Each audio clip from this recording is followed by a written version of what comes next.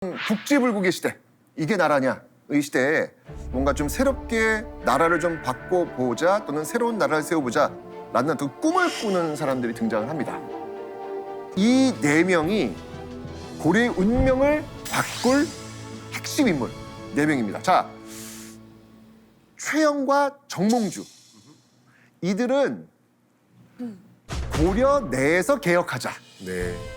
우리는 왕을 모시는 신하들인데 당연히 왕을 보필하면서 나라를 고치는 것, 이게 신화된 도리다 라고 생각하는 사람들이고, 이성계와 정도전. 고려는 썩었다. 썩은 곳에선 다시 꽃이 피지 않는다. 새로운 나라를 만들자 라고 하는 혁명파. 혁명파. 그러니까 이들이 온건파라면 이들은 혁명파. 이렇게 나뉘게 되었던 것이죠. 이렇게 지금 선을 그어서 지금 나뉘었지만 네. 사실 이 처음으로 돌아가면 얘기가 좀 달라집니다. 자, 우선 이 이성계와 최영의 그 관계를 한번 좀 보면요. 이 둘의 관계는 진짜 각별해요. 특히 그 각별함을 보여줄 수 있는 전투가 해풍군 전투라는 건데, 해풍군 전투 때 최영이 굉장히 위험에 처하는 상황이 벌어지게 됩니다. 그때 이성계가 또 군대를 끌고 나타나가지고 우와. 최영을 구해줍니다. 딱 최영을 구해줍니다. 최영이 공이 아니면 누가 이 일을 해냈겠습니까? 내가 지금 충성을 다하고 있는 이 고려, 이 젊은 친구랑 함께 한다면 이 고려는 튼튼할 거야 라고 하는 어떤 그런 뿌듯함이 있지 않을까요? 여기서 그치는 게 아닙니다. 여기 지금 이 정도전과 정몽주, 이 둘은 베프예요, 베프. 베프라고요? 베프였어요. 네, 너무 절친이었죠, 절친. 참 이 관계가, 아까 그 정도전이 왜 이인이 미파 들어오면서 유배 갔다 그랬잖아요. 그때 이제 왜 그 권문세족이 권력을 장악하면서 다 유배를 가는데, 그때 이 정몽주가 맹자라는 책을 줍니다. 맹자. 논어 맹자 할 때 그 맹자. 맹자? 근데 이 맹자의 내용에 어떤 게 있냐면 여기에 전 지금도 미스터리예요. 뭔데요? 정몽주가 왜 정도전한테 맹자를 선물했을까? 왜냐하면 왜요? 맹자의 그 내용을 읽다 보면 이런 게 있어요. 임금이 배고 백성이 물이다. 물은 배를 어떻게 할 수 있습니까? 띄울 수 있죠. 띄울 수도 있고 또 어떻게 할 수 있습니까? 바람. 뒤집어 놓을 수도 있죠. 어머나. 어머나, 그러네요. 혁명사상이 있는 거예요. 그걸 왜 선물했을까요? 이거 너 저 유배하고 좀 피곤할 때 좀 봐라고 했을 텐데 거기서 정도전은 그 부분을 주목하게 된 거죠. 네, 둘의 관계가 애틋하고도 나중을 아니까 좀 가슴이 아프네요. 그렇죠. 근데 어쨌건 간에 그 가는 과정 속에서 이 둘은 서로 의지하고 서로 존경했던 그런 막역한 그런 사이였다라고 볼 수 있습니다. 네. 넷이 사실 잘 뭉쳤으면 망해가는 고려도 어떻게 하면 다시 잡을 수도 있었을 것 같은데 왜 결국 이견을 좁히지 못한 건가요? 그럴 수밖에 없었던 이유가 있습니다. 1388년 2월이었죠. 이성계와 최영을 갈라놓았던 사건. 그게 바로 요동정벌이었습니다. 공민왕 아까 얘기했잖아요. 이 공민왕이 그 쌍성 총관부라고 있어요. 쌍성. 여기를 이제 공격을 해요. 예, 여기를 뺏어 왔는데 명나라가 야, 거긴 우리가 관리할 거야. 다시 토해내. 라고 이야기를 했던 거예요. 그러자 이제 그때 왕이 우왕이었어요. 우왕과 최영이 아예 그럼 우리가 먼저 선제 공격하자. 라고 하면서 요동정벌이 시작된 겁니다. 이 요동정벌이 왜 문제가 되었냐면 그때 왕이 우왕이었어요. 우왕과 최영이 이성계를 이제 앞세우려고 했는데 이때 이제 이성계가 NO, 아닙니다. 지금 이 요동을 치면 안 되는 이유 네 가지가 있다. 사불가론. 사불가론. 예, 유명하죠. 사불가론. 사불가론. 첫 번째, 작은 나라 고려가 큰 나라에 거역하는 것은 옳지 않다. 두 번째, 여름철에 군사를 동원하는 것은 옳지 않다. 세 번째, 온 나라 군사를 동원해 멀리 정벌하면 외적이 허술한 틈을 탈 것이다. 네 번째, 지금 한창 장마철이므로 활은 악교가 부러지고 군사들은 역병을 앓을 것이다.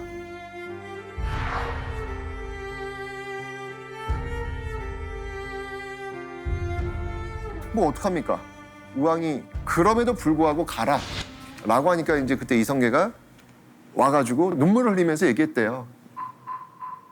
난 정말 이거 안 될 것 같은데 왕이 명령을 내리니까 어쩔 수 없이 가야 되겠다 라고 이야기했다는 그런 기록이 있습니다.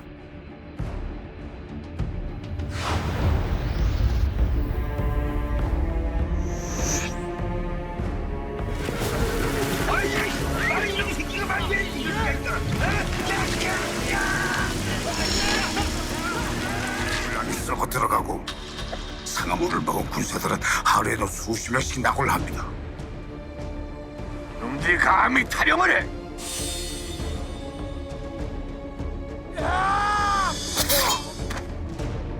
이성계 상황을 보면 사실은 고립된 거네요. 진퇴양난이네요.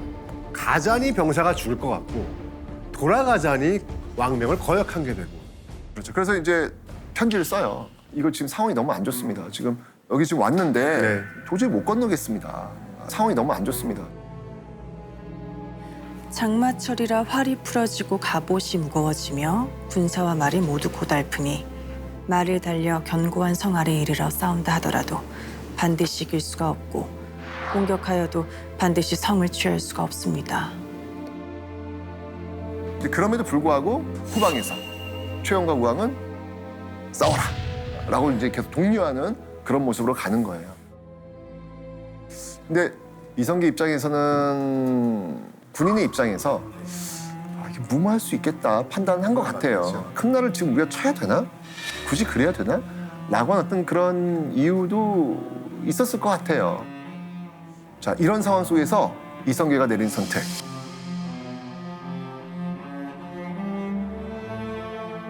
회군하라. 바로 위와도 회군. 이게 뭘 의미하는지 아세요, 유라 씨? 거역, 왕말. 그렇죠.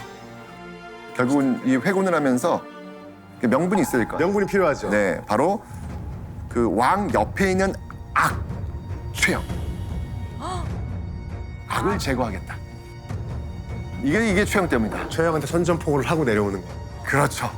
전우였는데. 예, 그러니까요. 그 명분을 내걸고 결국 회군하면서 내려옵니다. 우린 계경으로 간다.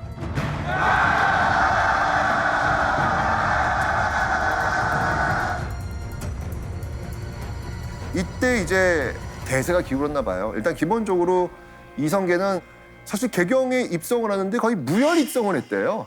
이게 혁명인데 최영 부대가 저항을 거의 못했던 거예요. 분위기는 이미 넘어갔던 거예요. 아, 이미. 네, 그렇게 정말 승전보를 울리면서 결국은 최영을 잡았습니다. 잡았나요? 그리고 이제 귀양 보내는 거예요. 귀양 보내는군요. 슬프네요. 이거 제가 얘기잖아요. 최영과 이성계 그 관계는 돈독한 관계였다고, 그죠? 최영이 얼마나 이성계를 아꼈는데요. 나중에 최영은 사형당합니다. 진짜요? 네.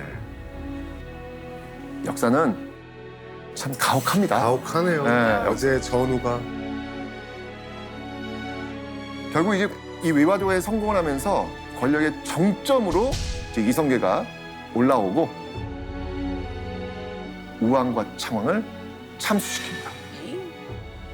그리고 이제 공양왕을 옹립하게 되면서 이제 뭐 모든 권력이 이성계와 신진사대부들 이들 손에 들어왔다. 이제 왕을 뭐 마음대로 교체시키는 그런 어떤 그 권력을 주게 되는 것이죠.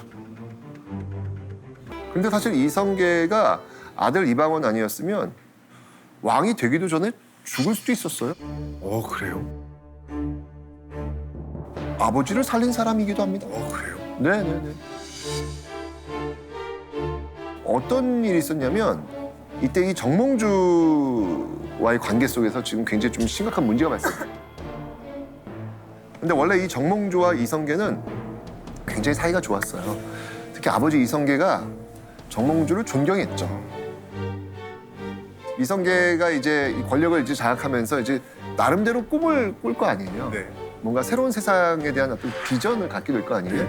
그때 이제 이성계의 꿈 중에 하나 뭐냐면 내 옆에 정몽주 그리고 내 옆에 정도자 이 두 사람을 데리고 새로운 나라를 운영해 간다면 해볼만 하겠다. 이런 어떤 큰 그림을 그리고 있었던 사람이에요. 그래서 정몽주하고 굉장히 참 좋은 관계를 유지하려고 정말 노력을 많이 해요. 근데 중요한 건 뭐냐면 노선이 다르잖아요. 정몽주는 고려파. 고려 안에서 개혁하자. 근데 지금 이성계, 정도전 이런 사람들은 새로운 나라를 만들자. 같이 갈 수가 없는 거죠. 어찌 본다면 정몽주 입장 속에서 이 이성계하고 정도전은 반란군이에요. 그렇죠. 반란군이에요. 네. 이건 타도 대상입니다. 그래서 이제 정몽주가 뭐 단호하게 지금 뭐 반대하고 있는 상황이니까 또 아들이 또 아버지 또 어떻게든 꿈을 좀 이루어드리고 싶은 거예요. 그렇죠. 예, 그래서 이 정몽주를 이제 만나가지고 술을 먹으면서 좀 회유를 하려고 하는 거예요. 그때 이제 이방원이 정몽주를 설득하기 위해서 읊었던 시조 하여가 이렇게 전해지고 있거든요. 제가 쓴 하여가입니다. 아오. 글도 쓰시네요. 하여가 이런들 어떠하며 저런들 어떠하리. 만수산 드렁치기 얼거진들 또 어떠리. 우리도 이와 같이 하여 안 죽으면 또 어떠리. 그러니까 이거잖아요. 뭘 그렇게 생각해? 뭘 그렇게 주저해? 어렵게 생각해.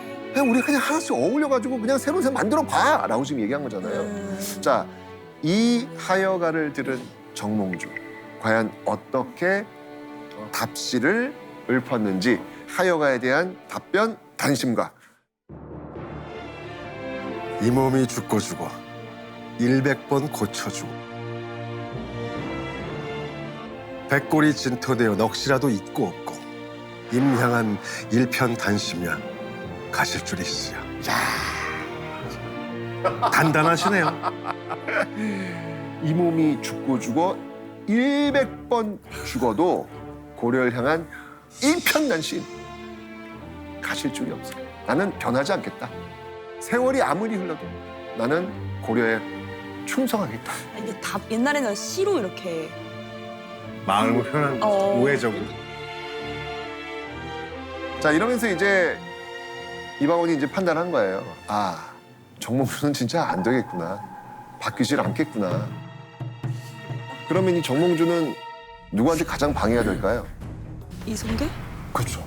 아버지한테 너무나도 방해가 될 수밖에 없겠구나. 어쩔 수 없이 정몽주를 제거해야 되겠구나라고 판단할 수밖에 없겠죠. 그런데 사실은 그 이전에 이미 정몽주도 똑같아요. 이성계를 죽여야 되겠다. 그렇군요. 그 전후 사정을 한번 좀 살펴보면 1392년이었습니다. 예, 그때 초반에 이성계가 사냥을 하다 낙마를 해요. 천하의 이성계가? 예. 말이 떨어진 거예요. 떨어져가지고 진짜 몸을 움직이지 못해요. 이게 얼마나 아팠겠어요. 누워 있는 거예요. 정몽주가 회심의 미소를 짓습니다. 이거다? 이때다. 지금이 기회입니다. 라고 해서 이때부터 이성계가 누워있는 그 사이에 이성계 측근들을 모두 체포합니다. 쫙 체포 들어갑니다. 이러면서 이제 그 맨 마지막을 향하는 거는 바로 이성계로 향할 거 아니에요. 그래서 이방원이 지금 바빠지는 거예요. 야, 이거 뭐야? 무슨 일이 벌어지는 거야? 이러다가 우리 다 죽는 거 아니야? 그래서 이제 아버지한테 가서 자초지종을 얘기하는 거예요. 아버지 빨리 움직이셔야 됩니다. 이때 이성계가 이런 얘기를 합니다. 뭐라고 했어요? 죽고 사는 것은 다 하늘에 달려있다. 순리대로 해라. 경거망동하지 마라. 라고 하면서 자중할 것을 이방원한테 얘기합니다. 오, 오히려.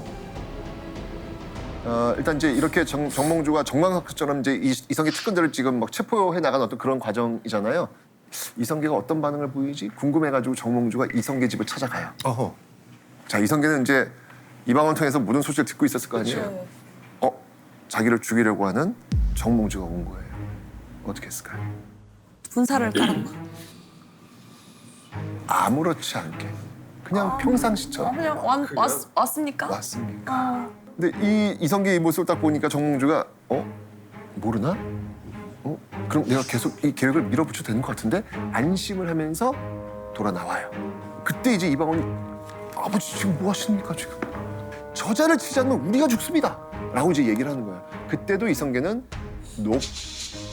그러지 마. 예, 그러지 마. 라고 하는 것이죠. 그 이야 이방원이 너무너무 속상한 거예요. 그래서 결국은 아무도 안 하면 뭐 어쩔 수 없지. 라고 해서 이방원이 내가 계획을 세워서 죽이겠다. 라고 결심을 하게 됩니다. 그렇습니다. 그래서 이 정몽주가 그 동네 어귀에 딱 나타났을 때 그때를 노려가지고 이방원 부하가 정몽주를 철퇴로 내려치죠. 결국 정몽주는 그곳에서 이제 죽게 됩니다. 이때 아버지 반응 어땠나요? 엄청나게 화를 내셨죠. 그것 때문에 저를 미워하고 증오하고 이러는 것들이 나와요. 그러니까 이성계는 뭐냐면 이미 다 대세는 기울었고 권력은 다 나한테 왔고 자연스럽게 내가 왕이 되는 어떤 그런 그림을 그렸나 봐요. 그런데 어디서 갑자기 아들내미가 튀어나와가지고 내가 함께 가야 되는 사람 정몽주를 죽인 거야. 뭐 이런 자식이 다 있지? 라는 그 분노 게이지가 막 올라오는 거예요. 그래서 이건 불효다. 불효다. 이건 불효다. 라고 이제 이방원한테 얘기하는데 이방원이 이건 효도다. 그렇지. 효도다. 이게 왜 불효입니까? 정말 결정적인 어떤 순간이었죠. 이러면서 이제 부자 간의 관계가 갈라지게 된 어떤 그런 모습들이 보이는데 이걸로 갈라져요? 근데 아니면 이성계가 죽을 수도 있었잖아요. 근데 그 심각성을 조금 체감을 못 하셨던 거 아닐까? 자 이렇게 되면서 이성계 세력들을 쳤잖아요. 네. 그래서 유배를 보냈잖아요. 근데 이제 정몽주가 죽었단 말이에요. 이러면서 그렇게 유배 갔던 사람들이 다시 컴백하게 되는데 그때 컴백한 사람 중에 한 명이 바로 정도전입니다. 이방원이 정도를 살린 거예요. 결국 이렇게 되면서 공양왕은 폐위되었고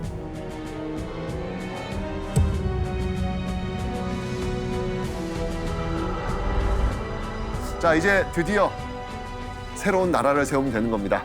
왕으로서 했던 그 규지 그리고 옥새를 들고 정도전이 이제 이성계를 찾아가죠. 찾아가서 이제 왕이 되어 주십시오라고 딱 이야기를 하는데 이때 이성계 어떻게 했을까요? 왜 하면 거절을? 그러니까 이제 그렇게 이제 받으면 원래부터 왕이 되고 싶었구나. 할까봐. 그래서 문을 걸어 잠그고 나는 이 왕이 될 자격이 없다라고 거절을 강하게. 강하게. 근데 계속해서 지금 들어와 주십시오. 빨리 받아 주십시오라고 하니까 어쩔 수 없이 그럼 내가 참. 천명이니 또 민심이라니 어쩔 수 없지 뭐 하면서 받아들이게 되는 거예요. 자 이렇게 되면서 이제 드디어 1392년 새로운 나라 조선이 세워지면서 이제 시대가 바뀌게 되는 그런 결과를 가져오게 되는 것이죠.